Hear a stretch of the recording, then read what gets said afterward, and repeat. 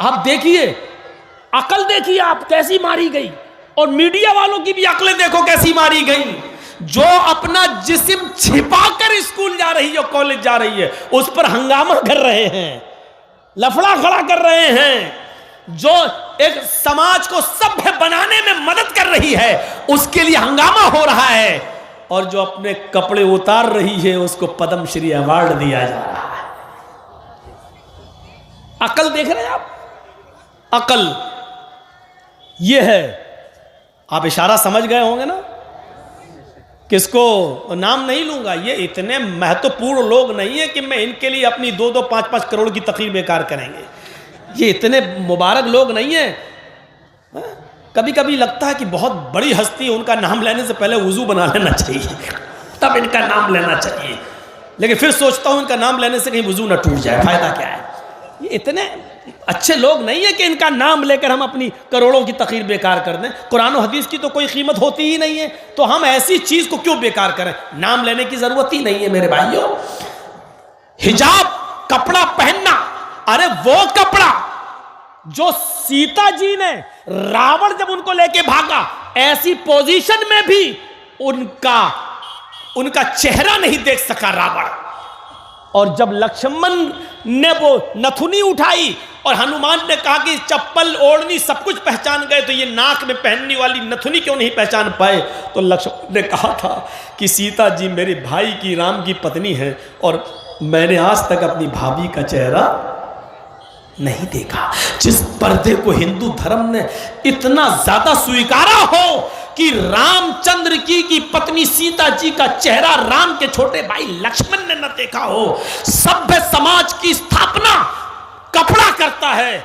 औरत उस वक्त सबसे ज्यादा अच्छी होती है जब वो सबसे ज्यादा कपड़ा पहने हुए हो। और सुनो, जो औरत जितना ज्यादा कपड़ा अपने जिस्म पर पहनेगी, वो उतनी ही ज्यादा सभ्य और तहजीब वाली कहलाएगी। और जिस औरत के जिस्म पर जितने शॉर्ट कपड़े होंगे, वो उतनी ही ज्यादा समाज के लिए कलंक होगी और दागदार बनाने वाली होगी। और वो अमीर बाप की बेटियां, ये भी सुन लो, ये भी पहचान मैं आपको बता रहा हूं, जो जितना अमीर होगा बाप, एक पहचान नोट कर लो, जो बाप जितना अमीर होगा, जिसके पास जितना पैसा होगा, आप उस अमीर बाप की बेटी को उतने ही शॉर्ट कपड़ों में देखोगे, उतने ही कम कपड़ों में देखोगे। बाजारों में फिरने वाली, अपनी टांगे दिखाने वाली, अपनी रान दिखाने वाली, स्कर्ट पहनने वाली और ब्लाउज पहनने वाली लड़कियां, जिसके जिस्मों पर जितना कम कपड़ा हो, आप समझ लेना कि ये उतने ही बड़े बाप की बेटी है, ये उतने ही अमीर बाप की बेटी है। कल तक ये अमीर लोग हम गरीबों की लड़कियों को नचाते थे, अल्लाह ने ऐसा अजाब नाजिल किया है कि आए अमीरों, तुम अमीर होने के बाद भी तुम अपनी लड़कियों को फुल कपड़ा नहीं पहना पा रहे हो। हमने तुम्हारी लड़कियों को नंगा कर दिया है। जो चाहता है तुम्हारी लड़कियों को देख रहा है, जो चाहता है उनके गाल पर, उनके होंठों पर, उनके पैरों पर, उनकी रान पर, उनकी कमर पर, उनके जिस्म पर नजर डाल लेता है। एक रिक्शा चलाने वाला, एक हकीर दर्जे का आदमी भी तुम्हारी अमीर की बेटी को आंखों से देख रहा और दीदार कर रहा है, और अपनी आंखों को सेक रहा है उनके दीदार से। अल्लाह ने यह सजा दी है इन अमीरों को, उनकी बेटियों को नंगा कर दिया है। ये कड़वे अल्फाज हैं। चौधरियों तुम्हें सुनना पड़ेगा, सरमायादारों तुम्हें सुनना पड़ेगा। अगर तुम सरदार हो अपने समाज के तो तुम्हें सुनना पड़ेगा। यह कड़वी बात जरूर है, लेकिन हकीकत है और सच्ची है।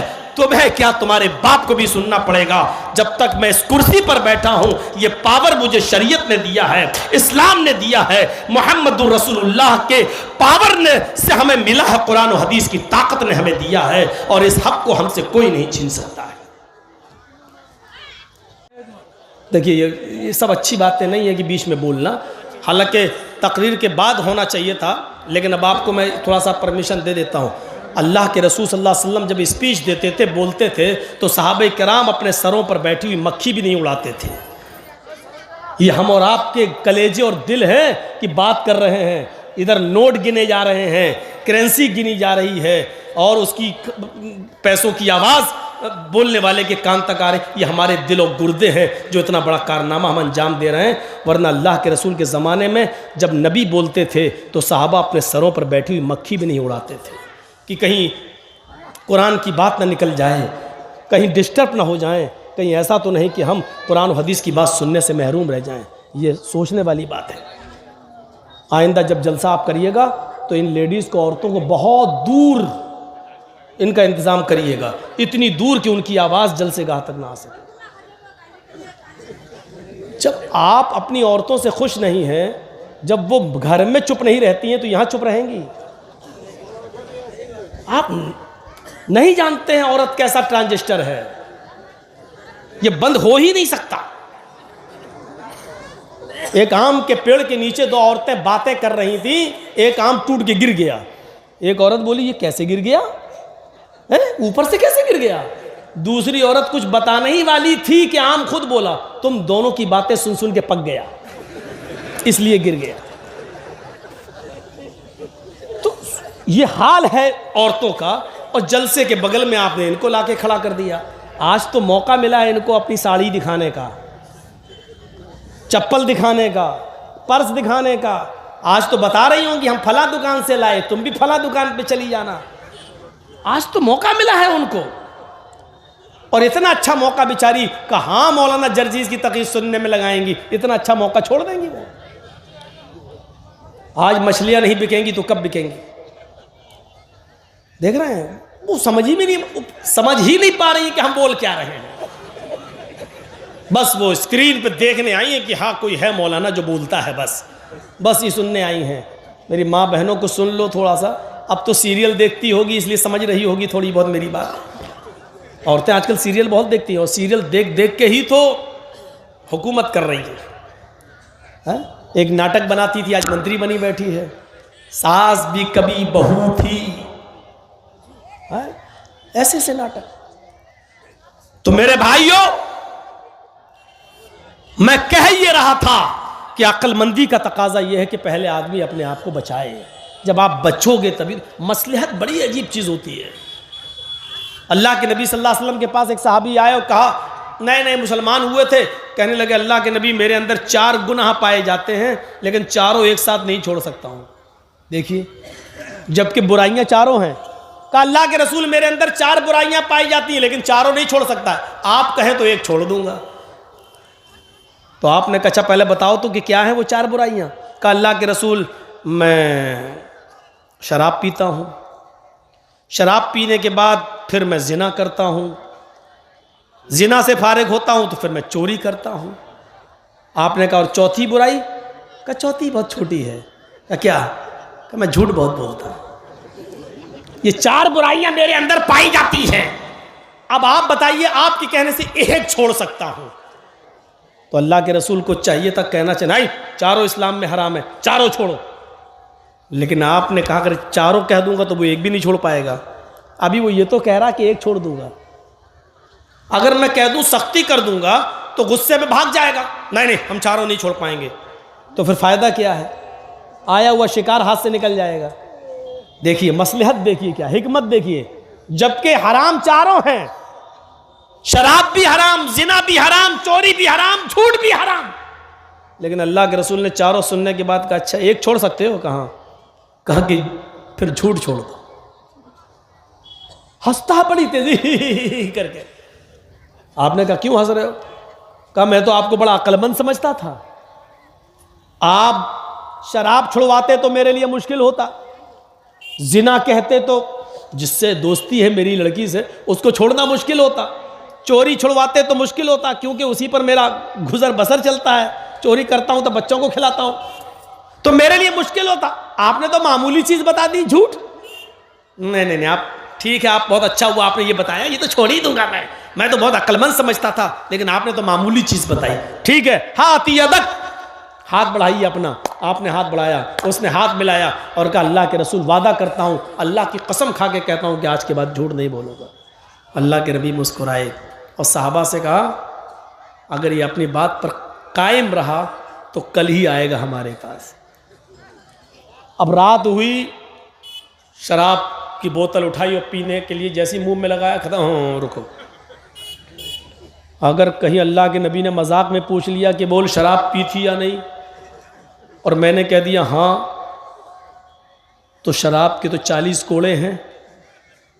जब मैं खुद कबूल कर लूँगा तो गवाह की ज़रूरत ही नहीं है, तो 40 कोड़े मारे जाएंगे, 2 कोड़े तो खा नहीं पाऊँगा मैं, 40 कैसे। और अगर मैंने कह दिया नहीं तो ये झूठ हो जाएगा। और मैं अल्लाह की कसम खा के, पहले ज़माने के लोग अल्लाह की कसम खा लेते थे तो उसको निभाते थे। नहीं, अगर मैंने कह दिया नहीं तो ये झूठ होगा, और मैं अल्लाह की कसम खा के आया हूं कि मैं झूठ नहीं बोलूँगा। अरे छोड़ो यार, शराब छोड़ देता हूँ, क्या हुआ। औरत के पास गया जिना करने के लिए, हदीस के अल्फाज तो ये हैं कि वो दोनों तैयार हो गए जिना के लिए। तैयार का मतलब कपड़े अपने उतर चुके, लेकिन उसी वक्त सोचने लगा हाँ नहीं नहीं नहीं रुको यार, कहीं अल्लाह के नबी ने अगर पूछ लिया कि बोलो कल जिना किया था या नहीं, और मैंने कह दिया हाँ शादीशुदा हूँ, पत्थरों से मार मार के ख़त्म कर दिया जाएगा। और अगर मैंने कह दिया कि नहीं तो ये झूठ होगा, और मैंने अल्लाह की कसम खाकर वादा किया कि मैं झूठ नहीं बोलूँगा, और उससे कहा मैं ये काम नहीं करूँगा, हट हट हट, कि क्या हुआ। कहा नहीं नहीं नहीं मैं झूठ नहीं बोल सकता। कहा कि झूठ नहीं बोल सकते तो सच बोल के मरना है क्या। अब चोरी करने गया, हदीस के अल्फाज है कि बहुत कुछ चुरा भी लिया, दीवार फांद कर कूदने वाला था, सोचने लगा कि कर नबी ने पूछ लिया कि चोरी की थी या नहीं, और मैंने कह दिया हाँ तो हाथ काटा जाएगा, और कह दिया नहीं तो झूठ होगा, मैं झूठ नहीं बोलूँगा क्योंकि अल्लाह की कसम खा के आया। सामान जहाँ से चुराया था वहीं रख दिया। बड़ा परेशान घर आया, फजर की नमाज पढ़ा और अल्लाह के नबी के पास गया। चेहरा मुरझाया हुआ था।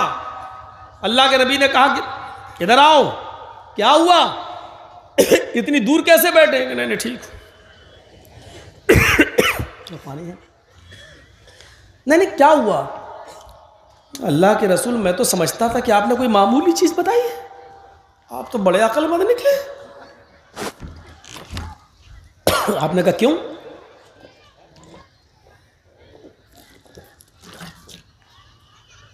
कहा क्यों। कहा आपने कहा झूठ छोड़ दो। छोड़ा था झूठ और छूट गई चारों बुराइयां। अब अल्लाह के नबी के चेहरे पे मुस्कुराहट आई और कहा मैं जानता हूं फ़इन्नल किज़्ब रासुज़्ज़ुनूब, झूठ ही तो है जो तमाम गुनाहों की जड़ है। मैंने जड़ काट दी है ताकि गुनाह ना हो। अल्लाह तुम्हारी हिफाजत फरमाए। गौर करो मेरे भाइयों, आप चाहते तो कह सकते थे चारों छोड़, और अगर ये कहते थे चारों छोड़ तो भाग जाता, मैं एक भी नहीं छोड़ूंगा। चारों छोड़, मैं नहीं छोड़ूंगा। इसको कहते हैं हिकमत, इसको कहते हैं मसलहत। कभी कभी ये हिकमत अपनाना चाहिए उलमा को भी, क्योंकि अल्लाह के रसूल ने ये हिकमत अपनाई। हम क्यों कहते हैं बारात बंद करो, मत ले जाओ, बारात का कोई तसव्वुर नहीं, लेकिन हम थोड़ा सा रास्ता ये भी निकाल देते हैं कि कम कर दो, 400 नहीं 200, 200 नहीं 100, 100 नहीं 50, 10-12। हालांकि 10-12 का भी सबूत है नहीं, माफ कीजिएगा, लेकिन इसलिए कहते हैं कि धीरे धीरे जब कम करोगे तो एक दिन अकल में आएगी। फिर एक दिन ये होगा कि अच्छा आपकी बेटी का निकाह होना है, मस्जिद में नमाज पढ़ाई इमाम साहब ने और वहीं खड़े होकर निकाह पढ़ा दिया, और शाम को लड़का जाए और लड़की को लेके, बीवी को लेके चला आए, वहीं बैठे बैठे निकाह हो जाएगा। मेरे भाइयों, निकाह का ये तसव्वुर था। सोचो, सुनन दारमी की रिवायत, एक नौजवान इस्लाम ला चुका है, अभी इस्लाम लाया, मुसलमान हुआ है, और दूसरे ही दिन आकर कह रहा है अरे अल्लाह के रसूल मुझे इजाजत दीजिए कि मैं जिना करूं। लीजिए,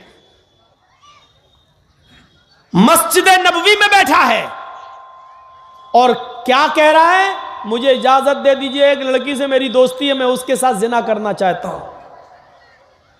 इजाजत किससे मांग रहा है। दो चीजें समझ लीजिए, इजाजत किससे मांग रहा है। जो दुनिया में अल्लाह के बाद सबसे बड़ा दर्जा किसका है, मोहम्मद रसूलुल्लाह का। इजाजत किससे मांग रहा है, दुनिया की सबसे बड़ी हस्ती से। और इजाजत किस चीज की मांग रहा है? जिना, सबसे गंदे काम की। सोचिए, इजाजत किसकी मांग रहा है? सबसे गंदे काम की। और इजाजत किससे मांग रहा है? दुनिया की सबसे बड़ी हस्ती से। आप मौलाना जर्जिस को देखेंगे, बीड़ी पीते हुए आ रहे हैं, जर्जिस साहब को देखेंगे, मौलाना आ रहे हैं, दबा दिया। नहीं। बहुत कम लोग ऐसे हैं जिनके पास इतना बड़ा दिल गुर्दा हो कि जर्जिस साहब के सामने तंबाकू खा रहे हैं। और कुछ तो दिल वाले इतने बड़े हैं कि अल्लाह का डर नहीं तो इनका डर क्या है। ऐसे भी लोग दुनिया में पड़े हुए हैं। वो तो जिना की इजाजत मांग रहा है। साहबा घूर रहे हैं, हट चुप। अल्लाह के नबी ने साहबा से कहा, ना डांटो नहीं। मौलाना जर्जिस से कोई कहे कि मौलाना साहब फला लड़की से दोस्ती है, गुनाह कर लूं, मैं क्या कहूँगा? चुप, तेरी हिम्मत कैसे पड़ी इतने बड़े गंदे काम की मुझसे कहने? चुप। साहबा क्या डांट रहे हैं? चुप, हट। अल्लाह के नबी कह रहे नहीं, उसको डांटो नहीं। उदनु मिन्नी, ये है हदीस के अल्फाज, मुझसे करीब हो जाओ, मेरे पास आ जाओ। हाय हाय हाय। वो अल्लाह के नबी के पास आया। वो समझ नहीं रहा है कि हम क्या, जिस माहौल से, जिस समाज से निकल के आया वहां जिना की कोई हैसियत ही नहीं।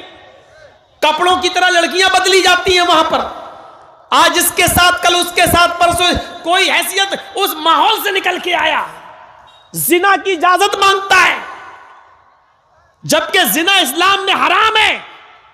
लेकिन अल्लाह के रसूल सल्लल्लाहु अलैहि वसल्लम की हिकमत देखिए, मसलहत देखिए, दूरअंदेशी देखिए। साहबा डांट रहे हैं, आप कह रहे हैं साहबा से नहीं, तो उसको मत डांटो, मैं समझाता हूं। बुलाया, इधर आओ, क्या इजाजत दे दीजिए। मैं, आपने कहा जिना करना चाहते हो? जी। अच्छा एक बात बताओ, क्यों उसके साथ ये जिना क्यों करना चाहते हो? अल्लाह के नबी, वो हमें अच्छी लगती है, उससे हमारी दोस्ती है, ताल्लुकात है, ना मैं उसके बिना रह पाऊंगा ना वो मेरे बिना रह पाएगी। ओ ये बात है। अच्छा ठीक है। ओफो, अंदाज देखिए समझाने का। अच्छा ठीक है, ठीक है, मैं भेज दूंगा, जिना करना है, ठीक है, दे दूंगा। लेकिन ये बताओ, अगर मैं तुमसे ये कहूं कि ये काम तुम अपनी मां के साथ कर लो तो क्या करोगे? यही होना चाहिए। यहां बैठे हुए जितने भी लोग जो मोबाइल पर लड़कियों से गुफ्तगू कर रहे हैं फोन पर, उनसे कहा जाए कि तुम जिनकी बहन बेटियों से बातें कर रहे हो, अगर तुम्हारी भी बहन बेटी से कोई बात करे तो तुम्हें अच्छा लगेगा? तो एकदम गुस्सा, हट चुप। अंदाज यही है अल्लाह के रसूल का। आपने कहा अगर मैं कहूं कि यह काम तुम अपनी मां के साथ कर लो तो करोगे? कहता क्या? आपने कहा जो उस लड़की के पास है वो तुम्हारे मां के पास भी है। अंदाज देखिए आप, जो चीज हासिल करना चाहते हो वो चीज तो तुम्हारे मां के पास भी है। कहता है फिदा का भी व उम्मी या रसूल अल्लाह, अय अल्लाह के नबी मेरे मां और बाप आप पर कुर्बान। ऐसा कौन बेशरम और बेगैरत इंसान होगा जो अपनी मां के साथ, उसकी इज्जत के साथ खिलवाड़ करेगा? ऐसा कौन होगा? आपने कहा नहीं नहीं, बिल्कुल ठीक तुमने कहा कि ऐसा कोई नहीं हो सकता है जो अपनी मां के साथ गलत काम करे। अच्छा अच्छा अच्छा, सॉरी, मां का नाम लेकर मैंने आपके जज्बात से खेलना, नहीं नहीं नहीं नहीं। अच्छा काम करो, अपनी बहन के साथ ये काम करो। कहता कि मेरे माँ बाप आप पर कुर्बान, कोई बहन के साथ भी नहीं करेगा शरीफ इंसान। आपने कहा अच्छा अच्छा, बेटी के साथ? कहा अल्लाह के नबी क्या कह रहे हैं आप? कोई शरीफ नफ्स अपनी बेटी के साथ भी ये काम नहीं करेगा। आपने कहा अच्छा अपनी खाला के साथ, फूफी के साथ, लास्ट में कहा चच्ची के साथ। कहने लगा नहीं। अब अल्लाह के नबी ने कहा नौजवान इतनी सी बात मुझे बता दो, जब तुम अपनी मां के साथ, बहन के साथ, बेटी के साथ, फूफी के साथ, चची के साथ, खाला के साथ ये काम नहीं कर सकते हो, तो जिस लड़की के साथ तुम ये काम करना चाहते हो वो भी किसी की मां होगी या बहन होगी या बेटी होगी, या बीवी होगी या चची होगी या खाला होगी, फिर वो इंसान कैसे ये गवारा करेगा कि मेरी बहन के साथ ये काम कोई करे, बेटी के साथ ये काम करे, भांजी के साथ ये काम करे, चची के साथ ये कोई काम करे, खाला के साथ कोई गलत काम करे। नौजवान, जो तुम अपने लिए पसंद नहीं करते हो वो काम तुम दूसरों के लिए क्यों पसंद कर रहे हो? दूसरे के साथ क्यों पसंद करना चाहते हो? क्या तुम ये पसंद करोगे कि तुम्हारी बहन के साथ कोई गलत काम करे? का नहीं। क्या तुम ये पसंद करोगे तुम्हारी बेटी के साथ कोई गलत काम करे? का नहीं। का वो भी किसी की बहन बेटी है। इतना कहना था, उस नौजवान का के अंदर जिना का जुनून निकल जाता है और कहता कि मेरे लिए दुआ कीजिए, अल्लाह ताला मुझे जिनाकारी से बचाए, महफूज फरमाए। अल्लाह के नबी सल्लल्लाहु अलैहि वसल्लम ने उसके सर पर हाथ रखकर फरमाया कि अल्लाह इस नौजवान की नज़रों की हिफाजत फरमा। उस नौजवान का बयान है कि अल्लाह के नबी सल्लल्लाहु अलैहि वसल्लम ने सिर्फ ये कहा था कि अल्लाह इस नौजवान की नज़रों की हिफाजत फरमा। अल्लाह ताला ने जिना तो छोड़ो, उस दिन की तारीख से इस दुआ का असर ये हुआ कि मैंने उस दिन की डेट से उस दिन की तारीख से किसी भी हराम चीज को नहीं देखा। अब आप बताइए कि आप उसको कह देते जिना की जात मार तो क्या होता है? डांट रहे हैं तक फिर जाऊंगा जिना, तो वो जिना नहीं छोड़ पाता। हिकमत देखिए, दूरअंदेशी देखिए और अक्लमंदी देखिए। शरीयत ने कभी नहीं कहा कि अक्लमंदी छोड़िए। कभी कभी अक्लमंदी इस बात के लिए मजबूर कर देती है कि ऐसा करो। एक नौजवान, एक बदवी देहाती आया और मस्जिद नबवी में आकर बीचों बीच में पेशाब करने लगा। अल्लाह के रसूल वहां बैठे हैं सहाबा किराम के इर्द गिर्द, और वो पेशाब करने लगा। आपकी मस्जिद में कोई पेशाब कर दे, मस्जिद तो छोड़ो, मस्जिद के बाहर भी कोई पेशाब करे तो आप उसको आप उसको लाठी डंडे लेके दौड़ने लगेंगे। सहाबा किराम ने देखा एक देहाती मस्जिद में पेशाब कर रहा, वो भी एक बीचों बीच में, उठे मारने के लिए। आपने कहा ना, नहीं, कहो पेशाब कर रहा, आपने कहा कर लेने दो। अल्लाह के नबी मस्जिद नापाक हो जाएगी, आपने कहा हो जाने दो, तुम इधर आओ, कर लेने दो। उसने देखा नहीं, मारने तो नहीं आ रहा है, करता जा रहा है, अब वो कर रहा है। अच्छा ये बताइए, अगर इसी कंडीशन में उसको दौड़ा दिया जाता तो क्या होता? पेशाब रुकता तो है नहीं। अब वो जब करने ही लगा, इसी हाल में अब उसको भगाया जाता तो क्या होता? कर रहा, फिर इधर टिपका, फिर भागा उधर गिरा, फिर भागा उधर गिरा। तो अभी तो एक हिस्सा नापाक हो रहा है, फिर कितने हिस्से नापाक होते हैं, कितनी जगह पेशाब गिरता उसका। तो आपने कहा नहीं नहीं, कर लेने दो, कर लिया। अब वो कर लिया तो डर रहा है कि अब क्या होगा, उड़ नहीं रहा। आपने कहा पेशाब करके इधर आओ। वो अल्लाह के नबी के पास आया, आपने कहा बैठो, वो बैठ गया। आपने उसी की आंखों के सामने सहाबी को जो मारने के लिए दौड़ रहे थे उससे कहा पानी का एक डोल बाल्टी लेकर जहां इसने पेशाब किया वहां डालकर उसको धुल दो। अब सोचो, हम जिसको मारने जा रहे हैं और हमसे कहा जाए धुल दो तो क्या होगा? है? हम ही उसको मारना चाहते हैं और हमसे ही कहा जाए कि इसका पेशाब धुलो तो गुस्सा आएगा। लेकिन सहाबा किराम को गुस्सा नहीं था। क्यों? क्योंकि अब वो इसलिए नहीं धुल रहे कि वो उसको मारना चाहते थे, इसलिए धुल रहे क्योंकि जनाब मोहम्मद रसूलुल्लाह का हुक्म है। ये सोच थी उनकी।